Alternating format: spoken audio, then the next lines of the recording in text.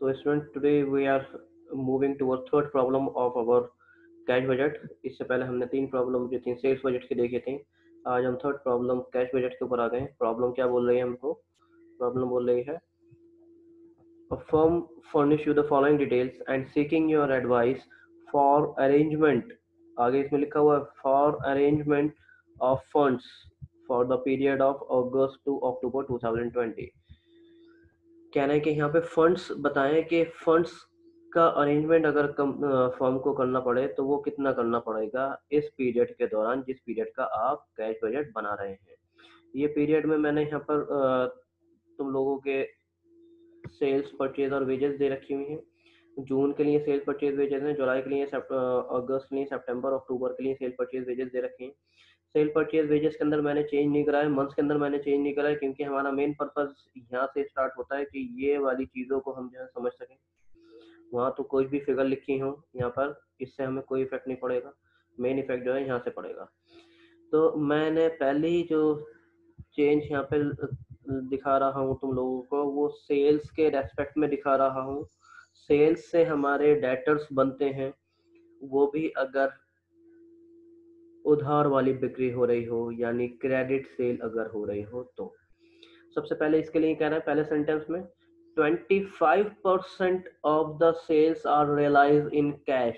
एक बात हो गई यहाँ पर, 25% of sales are realise in cash, मतलब जो सेल्स है, फॉर एग्जाम्पल जो जून की सेल है 2,20,000, इसका 25% सेल हम कैश में कर लेते हैं। दैट मीन्स 2,25,000 का 25% कितना हो जाएगा? 55,000। 55,000 जो है वो हम कैश में कर लेते हैं। And the remaining balance in the following month, बाकी का बैलेंस हमको कब रियलाइज होता है? रियलाइज होता है वो फॉलोइंग मंथ में होता है। फॉलोइंग मंथ का मैंने मीनिंग क्या बताया था कि फॉलोइंग मंथ का मीनिंग के नेक्स्ट मंथ में हमें रिसीव होता है। यहाँ पे हमें बोल रहे हैं क्रेडिटर के लिए थोड़ी सी परेशानी का पॉइंट आ रहा है, हमें इस प्रॉब्लम को भी देखना है। Creditor allow 2 weeks credit period. अभी तक 1 मंथ 2 मंथ ऐसे करके होता था, अब ये कह रहे हैं कि हम सिर्फ और सिर्फ 2 वीक का क्रेडिट पीरियड देंगे, तो इसमें भी आपकी थोड़ी कैलकुलेशन बढ़ जाएगी। 2 वीक के क्रेडिट पीरियड्स को हम 15 डेज का भी क्रेडिट पीरियड मान सकते हैं ऑफ परचेजेस। आगे फिर बोल रहे हैं वेजेस के लिए, wages are paid on last day of the month. Last day of the month incurred, ये समझ लो कि यानी जून की वेजेस 30th जून को ही पे कर दी जाती है। जुलाई की वेजेस 31st जुलाई को ही पे कर दी जाती है, इसका मतलब ये हुआ। आगे जो आ रहा है वो आ रहा है firm paid tax of ₹30,000। Firm जो है पे कर रही है टैक्स, वो टैक्स पे कर रही है 30,000 का। इन द कब पे कर रही है? इन द मंथ ऑफ सितंबर। तो सितंबर के मंथ में हम टैक्स पे कर देंगे 30,000 का। नेक्स्ट बोल रहा है डिविडेंड रिसीव हो रहा है, dividend received in the month of October ₹15,000। 15,000 का डिविडेंड रिसीव कर रहे हैं अक्टूबर के मंथ में, वो हम रिसीविंग वाले कॉलम के अंदर डाल देंगे। कैश बोल रहा है कि कैश इन हैंड है 1 अगस्त को, वो है 20,000 का, तो 20,000 का कैश इन हैंड हम यहाँ पे लिख लेंगे। आगे बोल रहा है कि प्रिपेयर करिए कैश बजट इस पीरियड के लिए अगस्त टू अक्टूबर 2020 का। मैंने यहाँ पे फॉर्मेट ले लिया हुआ है, उस फॉर्मेट में जो पॉसिबल एडिटिंग और उसको अमाउंट से फिल करना होगा वो देखेंगे। Cash budget for the 3 months ending on 31st अक्टूबर 2020। सबसे पहले हमारे पास ओपनिंग बैलेंस ही आता है। ओपनिंग बैलेंस हमें इस बार जो बोल रहा है वो कह रहा है कि 20,000 का है, तो हम ये 20,000 का ही ओपनिंग बैलेंस यहाँ पे लिखेंगे 20,000। इसके बाद हमें मालूम है कि कलेक्शन होता है। कलेक्शन से पहले अब यहाँ पे एक और चीज़ यहाँ पे आ रही है, वो आ रही है हमारे पास के कैश में सेल हो रही है, तो हम एक और कॉलम यहाँ पे बढ़ा ले रहे हैं और यहाँ पे हम लिखेंगे कैश सेल के। यहाँ पे कैश में सेल हो रही थी 25% लिख दें, अगर चाहें तो यहाँ पर 25% हो रही है ऑफ सेल्स, ऐसा लिख भी सकते हैं, और कोई ऐसा ज़रूरी भी नहीं है कि इसे लिखना ही पड़ता है। हमें बस पता होना चाहिए कि हम क्या लिख रहे हैं, अमाउंट कौन सा फिट कर रहे हैं, ये पता होना चाहिए। तो अब 25% हम सेल्स या उसके बाद बाकी का जो है कलेक्शन होगा डेटर से, रिमेनिंग 75%। ये हम देखेंगे वर्किंग नोट के अंदर। वर्किंग नोट की तरफ को अगर हम आए तो वर्किंग नोट में हम आ जाते हैं।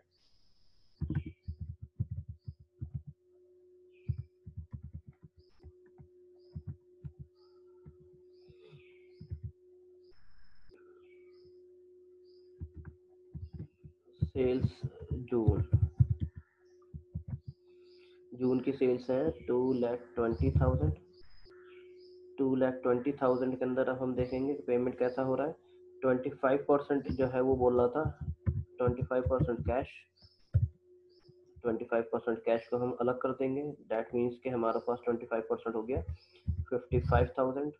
बाकी का रिमेनिंग हमारे पास बचा 1,65,000।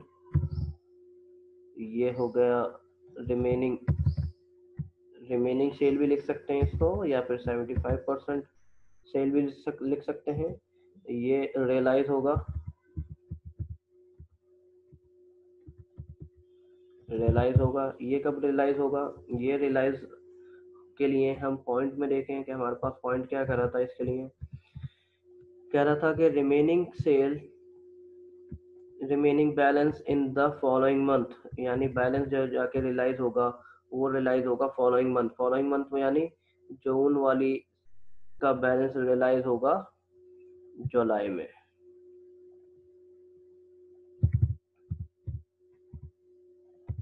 जुलाई में रियलाइज होगा। ये 25% सेल जो कि कैश सेल हो गई, ये कब मिल जाएगी? जून में ही मिल जाएगी। फिलहाल ना तो हम जून बना रहे हैं ना ही जुलाई हम बना रहे हैं, यानी दोनों ये अमाउंट हमारे लिए अनइफेक्टेड है, इससे कोई इफेक्ट नहीं पड़ने वाला है। आगे हम फिर देखेंगे सेल जुलाई को, कि जुलाई की सेल हमारे पास कितनी है।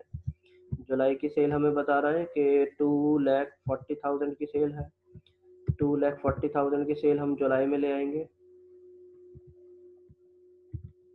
2,40,000 की सेल को हम जो है वो फिर ऐसे ही डिवाइड करेंगे जैसे कि अभी यहाँ पे हमने डिवाइड करा था।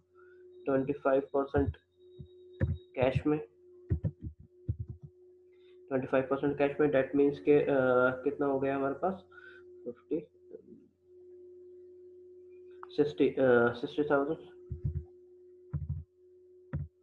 60,000 ये कैश में गई, और ये 25% कैश वाली जो है वो जुलाई की जुलाई में ही हमें मिलेगी।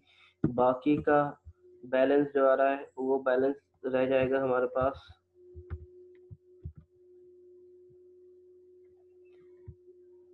वो बैलेंस रह जाएगा 1,80,000। 1,80,000 ये 75% है। ये रियलाइज होगी नेक्स्ट मंथ में, और नेक्स्ट मंथ का नाम अब हमारे पास हो जाएगा अगस्त।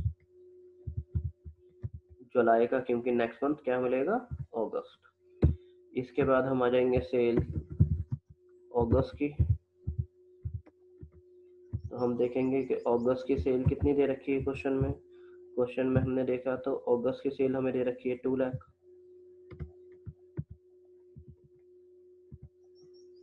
हमने अगस्त की सेल पर आ गए, हमने लिख दिया 2 लाख। इसके बाद नेक्स्ट हमें वही करना है कि 25% और बैलेंस को लिखना है। तो हमने 25% कैश सेल, यानी ये हो जाएगी 50,000 कैश की सेल। अगस्त वाली ये अगस्त में ही चली जाएगी, और बाकी का बैलेंस 1,50,000, ये 75% रहा बैलेंस। 1,50,000 ये जो जाएगा हमारे पास अगस्त वाला सितंबर में चला जाएगा, क्योंकि कह रहा है कि नेक्स्ट मंथ में बैलेंस हमें मिल रहा है। अब सेल्स जो आएंगी वो आएंगी सेल सितंबर में, और सितंबर की सेल कितनी है? वो थी 1,80,000 क्वेश्चन में। 1,80,000 हमें फिर डिवाइड करना होगा, तो 1,80,000 का हो गया 45,000। 25% जो आया ये सितंबर की सितंबर में मिलेंगी, और बाकी का बैलेंस जो बचा वो हमारे पास बचा 1,35,000। 1,35,000 ये 75% हो गया, जो कि रियलाइज होगा सितंबर वाला अक्टूबर में जाके। नेक्स्ट आएंगे तो नेक्स्ट हमारे पास सेल आएगी सितंबर के बाद अक्टूबर। अक्टूबर की सेल हमारे पास आ रही है 1,60,000।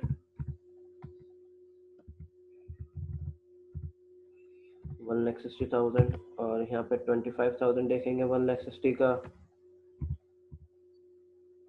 तो 40,000 आएगा। 40,000 ये जो रियलाइज हो जाएगा कैश का तो हाथों हाथ ही हो जाता है क्योंकि कैश की बात कर रहे हैं, तो अक्टूबर का कैश अक्टूबर में ही आ जाएगा। बाकी का जो बचा 1,20,000 बचा वो 75% है। वो कह रहे हैं कि फॉलोइंग मंथ में रियलाइज होगा। फॉलोइंग मंथ का मतलब नेक्स्ट मंथ, और नेक्स्ट मंथ अक्टूबर के बाद आता है नवंबर, और नवंबर को हम नहीं बना रहे हैं तो ये नवंबर वाला बैलेंस यूजलेस रहेगा। इसको मैंने अंडरलाइन कर दिया कि इसका कोई यूज नहीं है। जुलाई वाले का बैलेंस भी यूजलेस रहेगा क्योंकि हम जुलाई को नहीं बना रहे हैं। ऐसे ही यहाँ पे जून में देखें तो जून का तो कोई भी बैलेंस हम नहीं लेंगे ना जुलाई का, क्योंकि ये हम लोग बना ही नहीं रहे हैं। यहाँ पे हमने यहाँ पे देखें तो जून वाला नहीं ले रहे हैं, जुलाई के मंथ से लेंगे। जुलाई के मंथ से भी ये 25,000 जो कैश सेल है ये नहीं ली जाएगी। जो ली जाएगी सबसे पहले 1,80,000 जो रियलाइज होगी अगस्त में। 1,80,000 अगस्त में रियलाइज हो रहा है और अगस्त में ही 50,000 का कैश सेल आ रही है। तो अगस्त में एक तो ये कैश सेल जाएगी 50,000 की, और अगस्त में ही 1,80,000 जाएगा, वो जाएगा डेटर्स से जो रियलाइज हो रहा है। तो कलेक्शन फ्रॉम डेटर्स के अंदर लिखेंगे अगस्त में, कलेक्शन फ्रॉम डेटर्स अगस्त में 1,80,000। देखेंगे कि अगस्त में कोई कैश सेल दे रखी हुई है तो हम देखेंगे अगस्त का मंथ हमारे पास ये था। इसकी देखिए कोई कैश सेल, इसकी कैश सेल हमें बता रखी है ये अगस्त की। देखिए मैंने हाईलाइट करा हुआ है, कैश सेल बता रहे हैं 25% अगस्त की, और वो है 50,000। तो 50,000 के बैलेंस को हम लेंगे और 50,000 के बैलेंस को हम पोस्ट कर देंगे कैश वाले बैलेंस ब्रैकेट में जाकर के। 50,000 है अगस्त का कैश में, तो हम कैश सेल पर आ गए और हमें यहाँ पर लिखना है 50,000 का बैलेंस। इसके बाद देखेंगे कि नेक्स्ट मंथ में क्या हो रहा है। नेक्स्ट मंथ के लिए अगस्त तक हो गया था, नेक्स्ट मंथ में आएंगे तो अगस्त का ये कैश सेल आ गई थी। अगस्त के बाद सितंबर में 1,50,000 का ये क्रेडिट सेल हो रही है, तो क्रेडिट सेल पे चले जाएंगे। 1,50,000 क्रेडिट में सेल थी, ये हम चले जाएंगे सितंबर की क्रेडिट सेल में। ओके, जो कि सितंबर की कलेक्शन हो रहा है डेटर से। तो सितंबर से जो कलेक्शन हुआ डेटर से वो हुआ 1,50,000 का। इसके बाद सेल अगस्त वाली हम हाईलाइट कर रहा हूँ, सेल्स अगस्त वाली, इसका अमाउंट 50,000 का कैश का डाल दिया, 1,50,000 का सितंबर का कलेक्शन में डाल दिया। सेल सितंबर की है, इसमें सेल की सितंबर में जो आ रही है उसमें 45,000 कह रहा है, ये कलेक्शन हो रहा है कैश की में ही।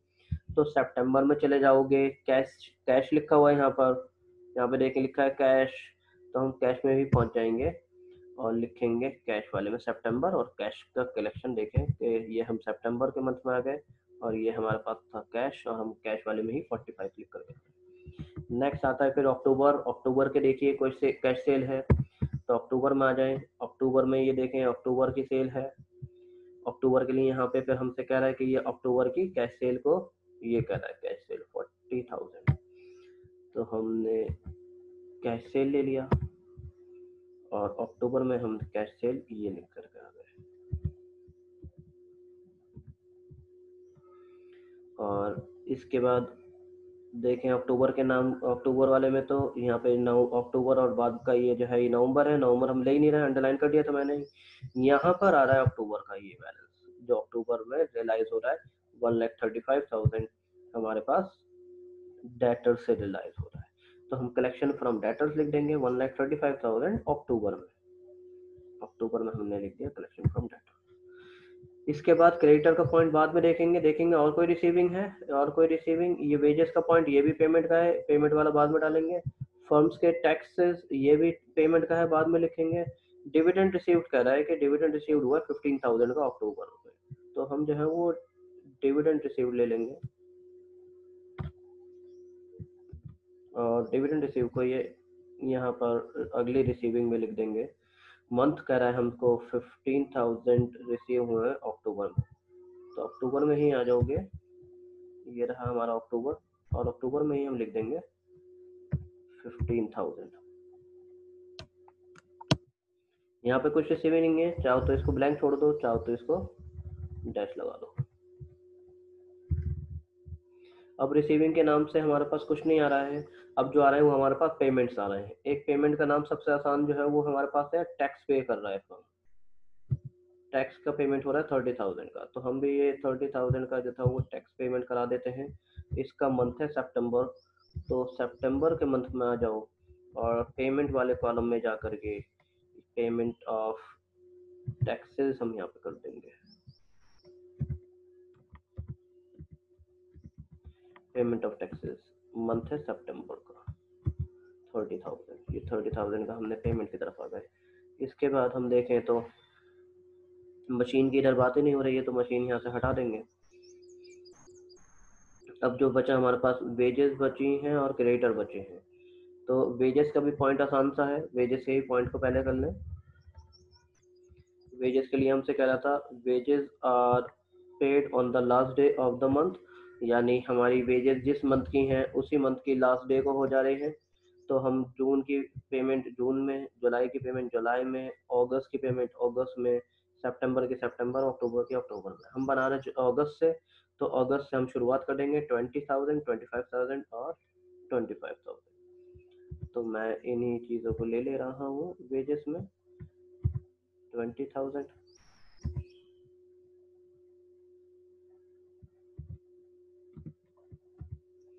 25,000 और 25,000 नेक्स्ट मंथ। इसके बाद क्रेडिटर्स की बस बची है। क्रेडिटर में थोड़ी सी जो है वो प्रॉब्लम है, उस प्रॉब्लम को आज देखेंगे कि क्रेडिटर की क्या प्रॉब्लम है, उस प्रॉब्लम को हम देखेंगे। तो अब हमने जैसे कि अभी हमने सेल्स के लिए बात कही थी, वैसे ही अब हम ये जो परचेजेस हैं, परचेजेस से क्रेडिटर बन रहा है और क्रेडिटर की बात को हम सॉल्व करेंगे। क्रेडिटर के लिए हमसे कह रहा है कि अभी तक तो 1 मंथ का पीरियड दे रहा था, अब वो कह रहा है कि सिर्फ 2 वीक्स का ही क्रेडिट पीरियड हम आपको देंगे। परचेजेस हमारे पास आ रही हैं सबसे पहले जून की, जून से ही प्रैक्टिस शुरू कर देंगे। जून में हमारे पास 1,20,000 के परचेजेस हैं।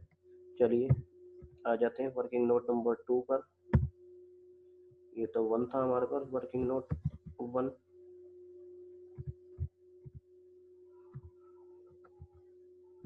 वर्किंग नोट 2 पर आ जाइए।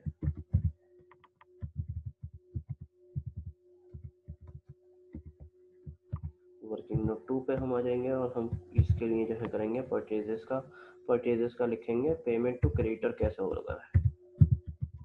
पेमेंट टू क्रेडिटर्स, सबसे पहला मंथ हमारे पास आ रहा है जून। जून के मंथ में अगर हम देखें तो क्रेडिटर्स हमारे पास 1,20,000 के हैं। 1,20,000 के क्रेडिटर्स अब ये पेमेंट करने के लिए बात कर रहा है, तो 25 सॉरी यहाँ पे कह रहे हैं कि इनका पेमेंट जो करना जाएगा वो 15 डेज या फिर 2 वीक का क्रेडिट पीरियड अलाउ कर रहा है, कि यानी हमको 2 हफ्तों के बाद ही आप पेमेंट कर दिए। 2 हफ्तों के बाद पेमेंट करने का मतलब ये हो गया कि हमने एक इस पेमेंट को 2 जगह डिवाइड कर देना है, कि ये जो है जो है वो 15 डेज के बाद पेमेंट आ जाएगा एक पेमेंट, बाकी का बचा हुआ पेमेंट 15 डेज के बाद आ जाएगा। तो हम ये करेंगे कि 60,000 payment after 15 days, after 15 days, यानी इसका जो है वो टाइम भी शॉर्ट हो रहा है स्टूडेंट्स, यहाँ पर थोड़ा तेज देखेंगे।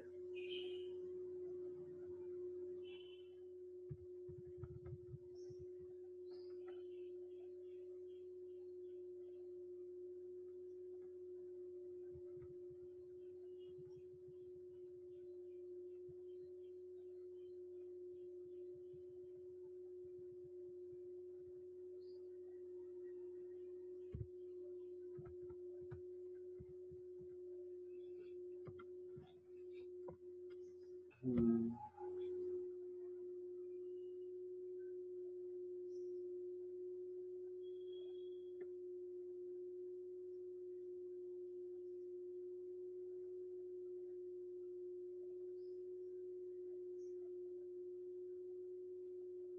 तो ये 15 डेज के बाद यानी जून में जो है वो चला जाएगा हाफ पेमेंट, और 60,000 का पेमेंट बाकी का बचा हुआ जुलाई में चला जाएगा। इसी तरीके से पेमेंट जो आ रहा है, नेक्स्ट पेमेंट आ रहा है हमारे पास, नेक्स्ट पेमेंट हमारे पास आ रहा है 1,40,000 का। 1,40,000 का पेमेंट हमारे पास है जुलाई के मंथ का। जुलाई में आ जाएंगे हम, जुलाई के मंथ का है तो यहाँ पे 70,000 हमारे पास पेमेंट करना पड़ेंगे जुलाई में 15 दिन के बाद ही। बाकी का बैलेंस हमें बाकी 15 दिन के बाद यानी अगस्त में। ऐसे ही फिर हमारे पास जो है वो पेमेंट हम करेंगे अगस्त की बात। अगस्त की बात का पेमेंट अगर हम करेंगे तो अगस्त में हमारे पास है 1,80,000 का है।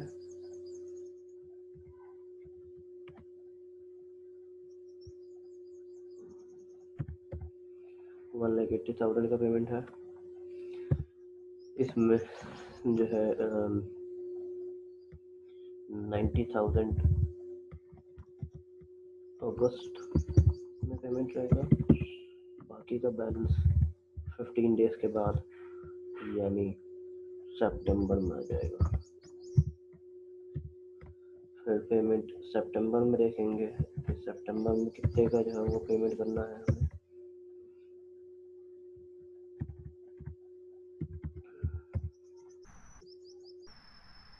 सितंबर में है हमारे पास 1,60,000 और नेक्स्ट में 140।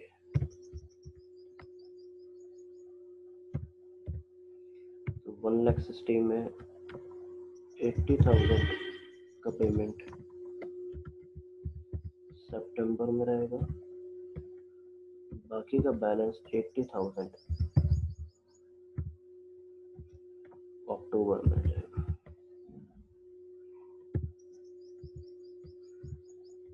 नेक्स्ट 140 का था अक्टूबर में, लास्ट मंथ है हमारे पास अक्टूबर, वो है 1,40,000। और 1,40,000 का हाफ मंथ के बाद देना है हमें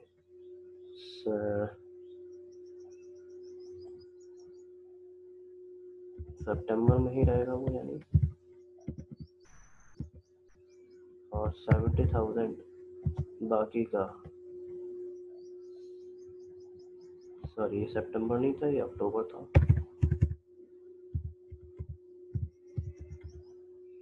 तो ये पेमेंट जो जाएगा ये अक्टूबर में ही रहेगा। बाकी का 70,000 का पेमेंट जो है वो नवंबर में जाएगा। तो नवंबर की हम बात ही नहीं कर रहे हैं, तो नवंबर को अंडरलाइन कर दे रहे हैं कि यहाँ पे इस पेमेंट का यूटिलाइजेशन नहीं करना है हमें। जून और ये जुलाई वाले पेमेंट का यूटिलाइजेशन हमें नहीं करना है। यहाँ पे ये आधा पेमेंट इसका यूटिलाइजेशन नहीं करना है। 70,000 यहाँ पर आ रहा है अगस्त एक ये, और 90,000 एक ये आ रहा है अगस्त। 70-90 यानी 1,60,000 का पेमेंट हमें सबसे पहले कराना है। तो 1,60,000 का पेमेंट हमें कराने के लिए जा रहा हूँ क्रेडिटर्स का फर्स्ट मंथ अपने अगस्त में।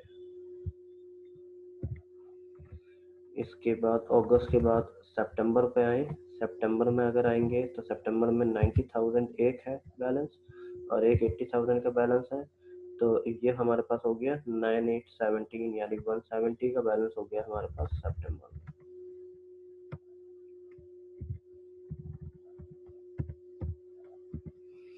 लास्ट मंथ हमारे पास आ रहा है वो है अक्टूबर। अक्टूबर का एक बैलेंस हमारे पास 80,000 और एक अक्टूबर का बैलेंस हमारे पास 70,000 है। दैट विल बी 1,50,000, 80 70 जो है 150 हमारे पास हो जाएगा। ये स्टूडेंट्स यहाँ पर जो है वो ये कंप्लीट हो गया। इसमें अब हम टोटल लगाना शुरू करेंगे। टोटल हमारे पास शिफ्ट की अगर हम बात करें तो 180 और 20 2,50,000 2,50,000 और यहाँ पे टोटल इसका अगर हम बात करें तो टोटल इसका हमारे पास आएगा 1,80,000। 1,80,000 अगर हम इसमें से माइनस करें 250 में से, दैट मीन्स कि हमारे पास 70,000 का कैश का क्लोजिंग बैलेंस होगा। ये नेक्स्ट मंथ में ओपनिंग बना देंगे इसको 70, ये बचा 60 70 यानी 1,30,000 और ये होगा हमारे पास टोटल यहाँ पे इसका, सॉरी इसको सही करें वापस, 150 70 एंड 45,000।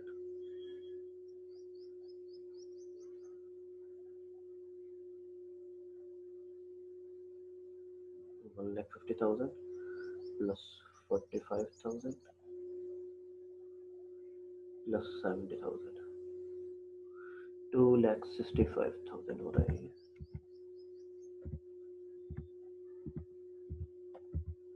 2,65,000 और ये हो रहा है 2,25,000।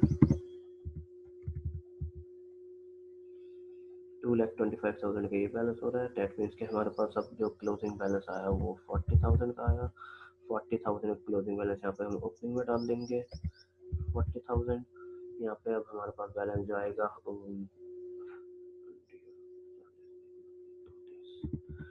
2,30,000 हमारे पास आएगा, 2,30,000 और यहाँ पे अब जो क्लोजिंग बैलेंस हमें मिलेगा, क्लोजिंग बैलेंस इसका आएगा 1,75,000।